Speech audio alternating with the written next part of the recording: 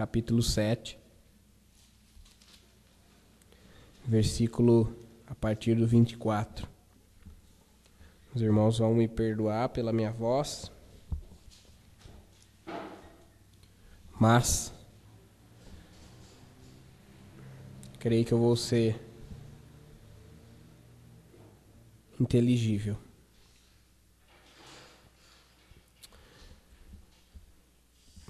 Mateus 7, do 24 ao 27, diz assim: Todo aquele, pois, que escuta essas minhas palavras e as pratica, assemelhá-lo-ei ao homem prudente, que edificou a sua casa sobre a rocha. E desceu a chuva, e correram os rios, e assopraram os ventos, e combateram aquela casa, e não caiu, porque estava edificada sobre a rocha. E aquele que ouve essas minhas palavras e não as cumpre, compará-lo-ei ao homem insensato, que edificou a sua casa sobre a areia. Desceu a chuva, correram os rios e assopraram os ventos, e combateram aquela casa e caiu, e foi grande a sua queda. Pode se sentar, irmãos.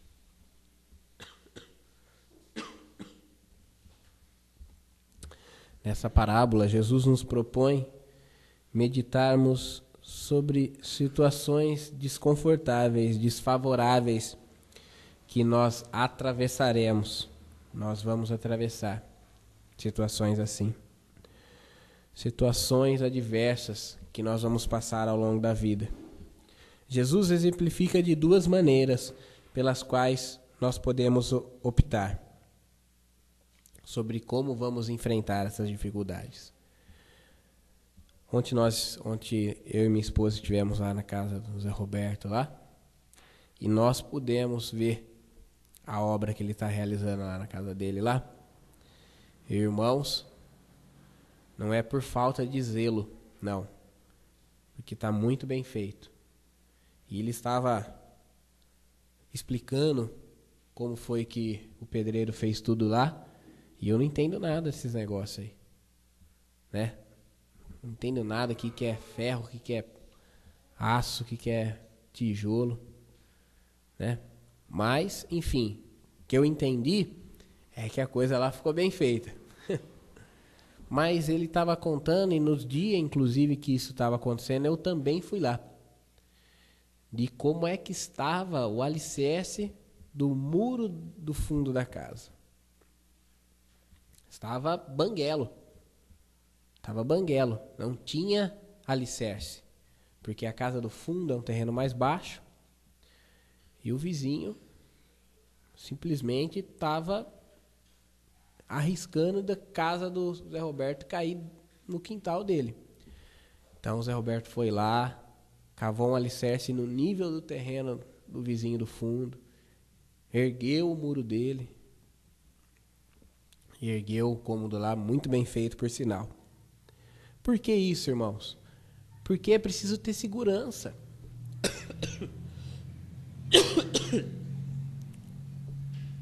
Ele está investindo muitos haveres nessa construção. Não é barato. Material de construção, mão de obra, tempo que se gasta para fazer uma construção. Por isso que se espera que ela perdure. Não posso, o dia de amanhã, por uma bobeira, um mau tempo, vir tudo abaixo aquilo que eu construí. Todo o dinheiro que eu investi, gasta-se mais para refazer do que gastou a primeira vez. A nossa vida é a mesma coisa. Nós temos que estar empenhados numa obra, em algo que nós estamos edificando, para nós e para aqueles que nos rodeiam. Mas nós temos que edificar essas coisas num solo firme, num fundamento certo, seguro. Porque senão não vai ser hoje, não vai ser amanhã, mas talvez daqui 10, 20 anos ou mais, tudo aquilo que nós edificamos sobre solo duvidoso, sobre alicerce incerto, desmorona e vem abaixo. Irmãos, não estou aqui para pregar e para discutir sobre dias tempestuosos, sobre dias maus. Dias maus virão, com certeza eles virão. Talvez você esteja passando, ou já passou num momento recente, ou vá passar daqui a pouco, ou vá passar daqui muitos anos. Mas vai. Um desemprego, um falecimento na família, uma enfermidade, qualquer que seja, são coisas que abalam os nossos sentimentos, abalam as nossas emoções. E se nós não estivermos bem edificados, bem firmados, bem seguros, nós podemos até duvidar de Deus, duvidar do caráter de Deus. Quando o alicerce é de areia, é quando a minha casa, ou seja, a minha vida, está fundamentada numa religiosidade, numa filosofia. Participamos da vida religiosa da comunidade, mas não temos uma experiência mais profunda e pessoal com Jesus. É como a semente que caiu entre os pedregais lá em Mateus 13. Ela não tinha profundidade, ela não tinha raiz, tinha bom ânimo, germinava quase que instantâneo, era um miojo de planta. Germinava rápido, mas não tinha terra funda. Os pedregais não deixavam a raiz se firmar. Diante da tribulação, se afasta. Desvia-se do propósito de Deus. Aquele que edifica a sua casa sobre areia está num solo que não dá firmeza. Como os pedregais não dão firmeza à plantinha. Sabe aquele matinho? Não é a braquiara, não é o capim, não. É aquele matinho que nasce na areia quando ela fica muito tempo parada. Parece até uma arvorinha assim, ó. O bichinho. Dá umas folhinhas e tal. Não sei como chama aquele trem lá, não. Mas é um matinho que dá pra tudo que é lado. Ele parece até o dente de leão, sabe? O dente de leão que dá aquela flor amarelinha, depois a bolinha branca que voa. Ele parece até o dente de leão. Pode ser que seja. Mas geralmente quando ele ainda é arvorinha, ele nem deu florzinha nem coisa nenhuma, o camarada passa lá, com a mãozinha, qualquer criança passa e arranca. A areia não oferece resistência nenhuma para a raiz. A areia, na verdade, nutria uma falsa esperança, uma falsa expectativa de que aquela planta tivesse firmada. Mas não estava. Uma casa sobre areia é a mesma coisa. Embora a pessoa participe da religiosidade da igreja, ela não participa da vida de Cristo. Ou melhor dizendo, Cristo não participa da vida dela. Ou então, ouvimos a palavra, mas não aplicamos de maneira eficaz no nosso dia a dia, nas nossas decisões. É como a semente que cai entre os espinhos. Eu tenho a palavra, ela brota, só que as coisas do mundo, as contas para pagar, as crianças em casa, os parentes que vão vir de longe, ou um plano que eu quero fazer para daqui 2 anos, me impedem de pensar nas coisas de Deus. Eu não consigo reservar meia hora do meu dia, nos 7 dias, não consigo reservar meia hora para falar com Deus, das coisas que eu agradeço a Ele, das coisas que eu não estou contente. Eu não consigo, os cuidados do mundo me sufocam. Eu consigo ficar 2h30 na frente do computador. Não estou dizendo isso com hipocrisia de vocês, não. Eu consigo ficar 2h30 na frente do computador. Se fazendo coisas úteis ou fazendo coisas inúteis, vai da consciência de quem está ali. Mas o que interessa é que você consegue ficar horas ali. Mas as pessoas não conseguem dizer, eu vou conversar 15 minutos com Deus. As pessoas pegam o telefone, conversam com um familiar e ficam meia hora pendurada no telefone. Mas não conseguem falar 15 minutos com Deus. Não aplica a palavra. Ouve a palavra, entra por aqui e sai por ali.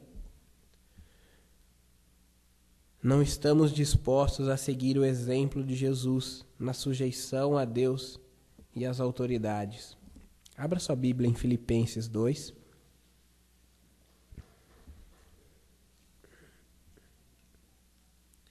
Filipenses. Filipenses 2, do 5 ao 7. De sorte que haja em vós o mesmo sentimento que houve também em Cristo Jesus, que sendo em forma de Deus, não teve por usurpação ser igual a Deus, mas esvaziou-se a si mesmo, tomando a forma de servo, fazendo-se semelhante aos homens. E achando-se na forma de homem, humilhou-se a si mesmo, sendo obediente até a morte e morte de cruz. Um crente que tem a vida firmada no alicerce arenoso, numa palavra que não está aplicada na sua vida, de fato, ele não consegue ser assim, irmão.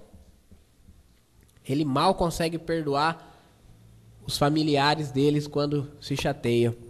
Ele mal consegue orar pedindo para Deus abençoar o chefe dele no seu emprego, o empregador dele. Que dirá ser fiel até a morte? Que dirá sujeitar-se aos seus algozes, aos seus carrascos? Uma pessoa que está sobre a areia não tem condições disso. Quando optamos por viver uma vida superficialmente religiosa, estamos fundando as bases da nossa fé sobre a areia. Irmão, nós temos que deixar a superficialidade. Ah, legal, Jesus é o Filho de Deus. Tá, legalzinho, Jesus me salvou. Bom, eu me batizei. Legal, toma a ceia todo primeiro domingo. Isso é superficial, irmão. Isso, qualquer pessoa pode entrar aqui e fazer isso todos os meses, todas as semanas. O mesmo ritual, a mesma coisa. O que é profundo é aquela intimidade. É a voz de Deus que fala profundamente no seu coração. É você ouvir a voz de Deus na leitura bíblica. É você falar com Deus nas suas orações, orações espirituais. Orações espirituais é diferente de orar em espírito. Orações espirituais são orações segundo a palavra de Deus, segundo aquilo que o Espírito Santo inspirou a ser escrito. Orar em espírito é uma outra coisa, que também é importante. Mas estou falando de orações espirituais, palavras espirituais, palavras que refletem a vontade de Deus que já foi revelada. Ser um crente superficial, irmão, não passa de levar uma vida de aparências. Certamente, diante de uma chuva, de um vento, de uma correnteza que a vida vai trazer, essas bases não suportarão. E então perderão tudo que foi construído sobre esses alicerces frágeis. E o diabo, ele não está interessado em atacar a construção quando ela está com 3, 4 fiadas de tijolo colocada. O diabo, ele está interessado em atacar a sua construção quando você tiver acabado, pintado, adornado, entrado dentro com a sua família, confiado que está seguro, é então que ele vai desferir o golpe. Essa é a casa que está sobre a areia. Jesus disse, caiu e foi grande a sua queda. A respeito da provisão, a respeito da prudência, Jesus diz assim, ninguém começa uma edificação sem antes avaliar se tem todos os recursos necessários, para que não comece e fique pelo caminho e seja envergonhado, porque os outros vão dizer, olha, esse começou uma obra e não concluiu. Nenhum rei sai para a guerra sem antes avaliar se com tanto, se com 1000, pode vencer o exército inimigo que vem com 10.000, ou se é melhor fazer as pazes, pagar tributo e não passar a vergonha da derrota. Por que nós somos diferentes? Por que nós fazemos as coisas pelo impulso? Por que nós somos reativos e não somos proativos?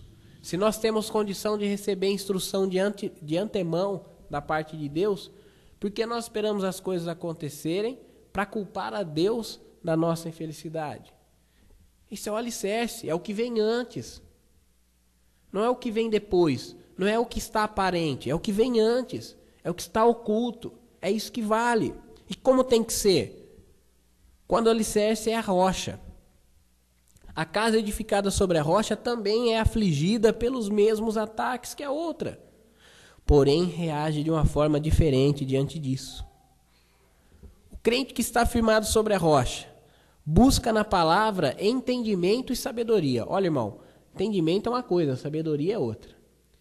Entendimento é entender as coisas. Às vezes a gente olha para a palavra de Deus e parece que a palavra de Deus está escrita em hebraico. Nós não estamos entendendo nada. Nós sabemos que Jesus falou para dar outra face, mas nós não entendemos por que Deus permite que nós levemos um tabefe na face. Se Deus me ama, por que Ele permite que venha alguém e me fira? Como é que Jesus quer que eu dê a outra face se eu não aprendi nem a tomar ainda na primeira? A palavra está falando grego, não estou entendendo. Eu não estou entendendo o sentido das coisas. Sabedoria é diferente. Sabedoria é como aplicar esse entendimento na minha vida. Eu entendo, mas não basta entender, saber o que tem que fazer e não fazer. Tenho que aplicar. Eu tenho que buscar por entendimento, por sabedoria. Abra sua Bíblia aí, ó. João 5:39.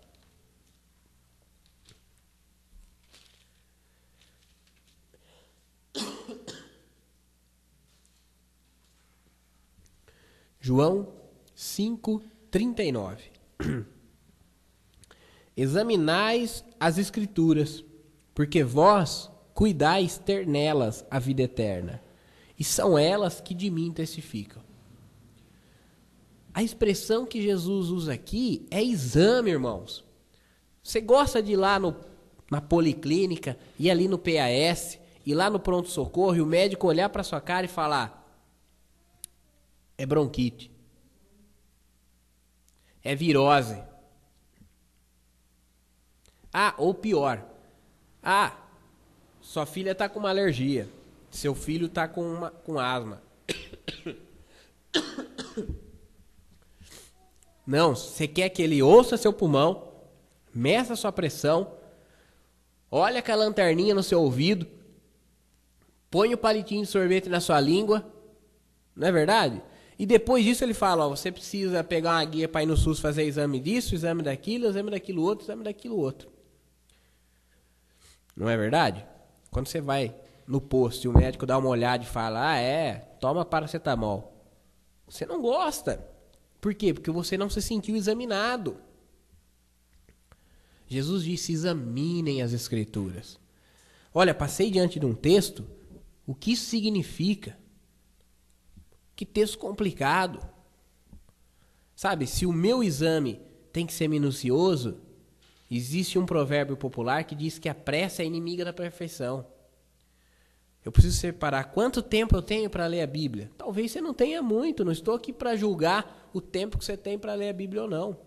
Sabe qual é o meu tempo de leitura bíblica, irmãos? É o tempo que eu levo da minha casa até no ponto de ônibus, dentro do ônibus até chegar na fábrica. Dá em torno de uns 25 minutos.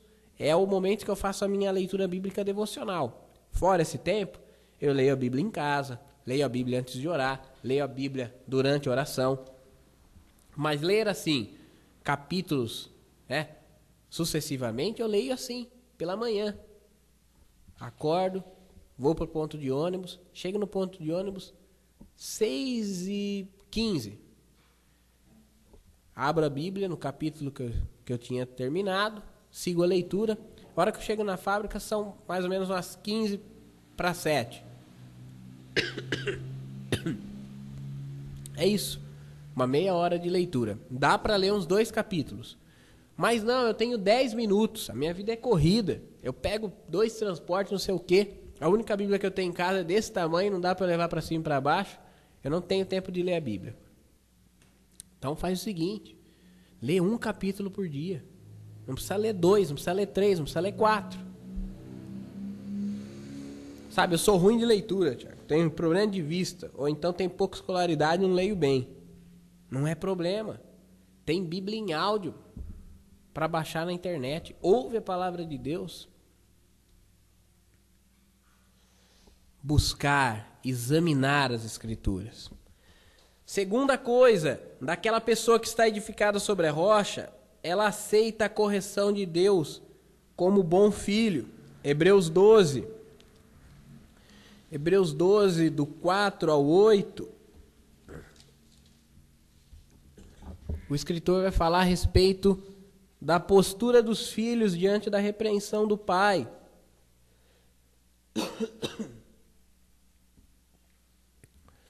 Diz assim: ainda não resististe até o sangue combatendo contra o pecado, e já vos esquecesse da exortação que argumenta convosco como filhos? Filho meu, não desprezes a correção do Senhor, e não desmaies quando for por ele repreendido, porque o Senhor corrige o que ama, e açoita a qualquer que recebe por filho.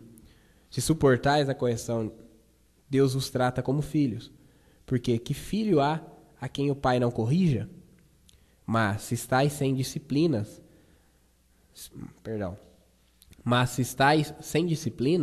da qual todos são feitos participantes, sois então bastardos e não filhos. Deus vai te repreender, irmão. Deus vai me repreender. Nós somos imperfeitos. Nós estamos constantemente ferindo a santidade de Deus, comprometendo o testemunho da igreja na terra. Por isso Deus vai nos repreender. É melhor eu ficar vermelho de vergonha 5 minutinhos do que eu comprometer o testemunho de Deus, da igreja de Cristo na terra. Deus vai me repreender. Vai me repreender na minha casa, vai me repreender na igreja, vai me repreender na minha intimidade. Sabe, irmãos? Nós temos todo mundo aqui a mesma idade. Mas sabe uma coisa muito difícil? Hoje em dia, não da parte de vocês, mas de uma forma generalizada, um pastor não pode repreender um crente. Um homem não pode repreender o outro. Tá certo que isso vem em decorrência de um grande mau testemunho da parte de muitos pastores, né, que expõem o evangelho à vergonha. Mas com isso até os bons pastores acabam sofrendo dessa tragédia. Não podem aplicar a correção na vida do irmão, na vida de um jovem, na vida de um casal, na vida do adolescente, na vida de um senhor, então, nem pensar. Sabe, irmãos, a igreja de hoje em dia ela está tão fragilizada que antigamente seria normal. Hoje em dia seria um absurdo se um casalzinho na igreja decidisse começar a namorar e consultasse o pastor se isso era bom para eles. Como seria um bom tempo atrás? Primeira coisa, falaria com o pastor: olha, pastor, nós estamos gostando um do outro, assim, assim, assado. Ou um falaria ou o outro, né? Talvez não seja os dois, né? Mas um falaria. O menino chegaria e falaria: ó, pastor, estou gostando da fulana. Tá bom. O pastor ia falar: fala com os pais. Aí falaria com os pais, aí começaria a namorar. Hoje em dia não. Hoje em dia começa a namorar, não fala para os pais. Se o pastor quiser chamar para conversar, acha ruim.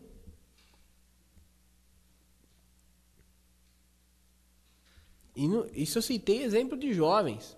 Mas não é só isso não, irmãos. Não dá para se ter uma conversa madura com o irmão. Acha que é repreensão? Lógico, nós temos que saber julgar a repreensão. Tem que ser bíblica.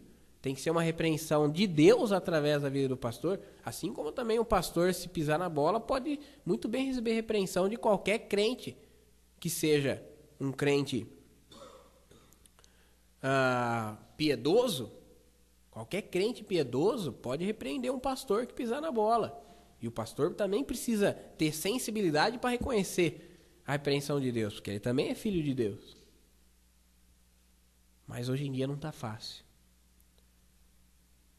Mas aquele crente que está no alicerce, que está sobre a rocha, ele aceita a repreensão de Deus. Outra coisa, está no próprio texto de Mateus 7. Ele está sobre a rocha porque ele pratica a palavra que ele recebe.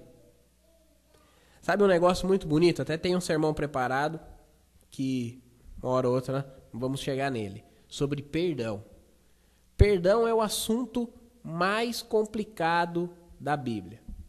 Sabe por quê?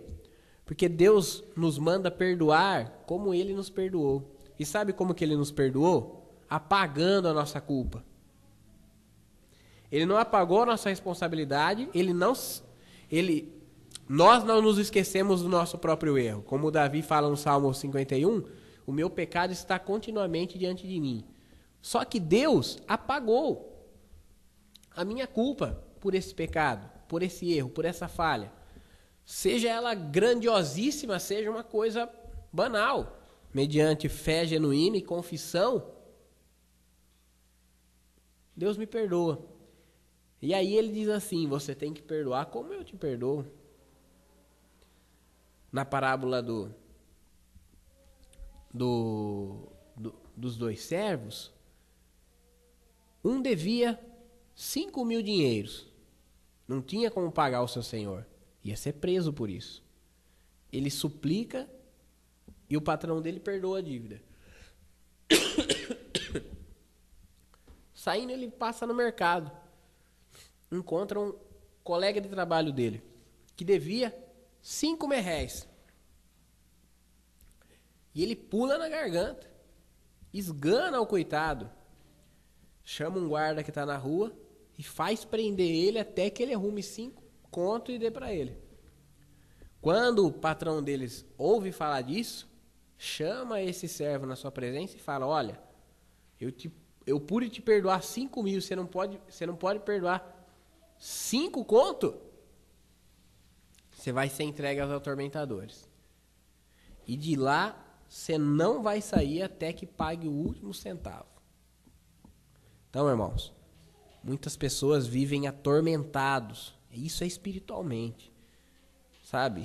São legalidades que a pessoa abre porque não consegue aplicar a palavra na própria vida.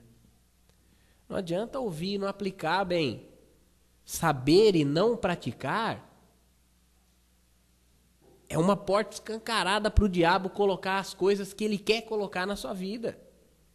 A Eva sabia da palavra de Deus, mas ela estava disposta a executar aquilo que Deus ordenou a ela executar?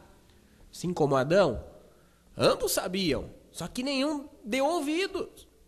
Não adianta vir com todos os S's, os L's, os R's que cabem na língua portuguesa, preparar um sermão lindo, maravilhoso, se isso não produzir fruto na sua vida. Se você não chegar na sua casa e não aplicar isso no seu casamento, no seu relacionamento com os outros parentes, com seus filhos, no seu local de trabalho, na sua vida particular, devocional com Deus. Olha, irmão, casa na rocha é casa na rocha. Voltando àquele assunto do Zé Roberto, ele falou, nem sei como chama, o aparato lá que serve para cavar a broca. Como que chama aquele aparato que serve para cavar a broca, eu não lembro. Ele falou o nome lá. A broca do camarada lá, o trem que cava a broca do alicerce do cara, tem 1,60 m. Ele cavou um buraco até na manivela aqui, até no toco. E pôs ferro. Eu falei pra ele, Zé Roberto, olhando aqui isso aqui que você construiu, eu acho que dá pra você meter na mão cômodo lá em cima. E não é brincadeira não falei brincando não. É bem capaz que dê, como eu falei, não entendo nada de construção, mas bem capaz que dê. Então, irmãos, para ter firmeza, tem que ter profundidade. Alicerce é coisa profunda. Quanto mais alto é o edifício, mais profundo é o alicerce. Eu não posso fragilizar. Ao invés de você pensar no alicerce, embora o texto fale do alicerce, vamos pensar na raiz. A raiz da árvore é a copa da árvore de cabeça para baixo. Aquilo que você vê na copa, aquela galhada da copa, é idêntica, é a irmã gêmea da raiz que está de cabeça para baixo. Para aquela árvore resistir o vento que sopra, aquela copa é uma pipa, é uma vela que sopra o vento e quer arrancar a árvore de dentro da terra. Para arrancar a árvore de dentro da terra, o vento teria que ter força de arrancar outra árvore. A árvore que está em cima e uma outra árvore que está por baixo não é visível. Como que está a sua fé hoje? Sua fé está proporcionalmente profunda no Senhor, como é aquilo que nós podemos ver? Viver fielmente a palavra de Deus significa ouvi-la e executá-la na sua totalidade.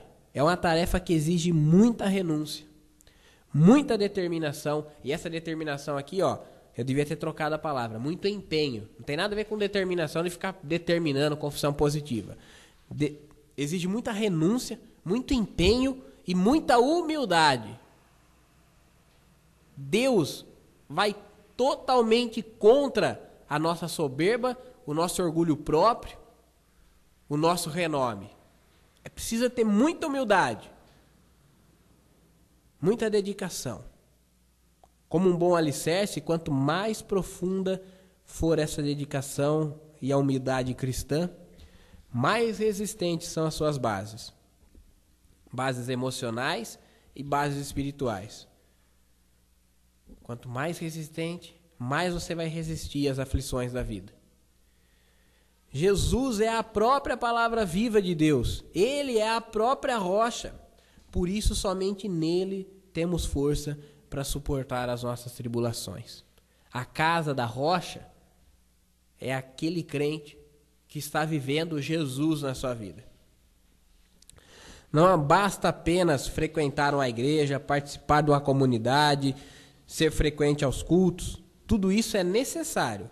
Mas o mais importante é pôr em prática o que aprendemos na igreja. Usar a palavra de Deus diante das adversidades e praticar os exemplos deixados por Jesus. Os apóstolos. Ser iguais àqueles homens de fé. Perseverança, fidelidade, se necessário for, até a morte. Irmãos, saiam daqui com um desejo profundo de conhecer mais a vontade de Deus expressa na Bíblia e aplicar isso. E você vai encontrar dificuldades nesse caminho. Você precisa contar comigo e com o irmão que está do lado para poder aplicar isso aqui de verdade na sua vida. Desculpa o isso, né? Chamar a palavra de Deus de isso. Mas está aqui. Ela é viva, eficaz, mais viva do que eu e vocês. É mais do que papel e tinta. Então saia daqui com um desejo. Saia daqui com um plano. Sabe qual é o plano? Firmar a minha vida num alicerce firme.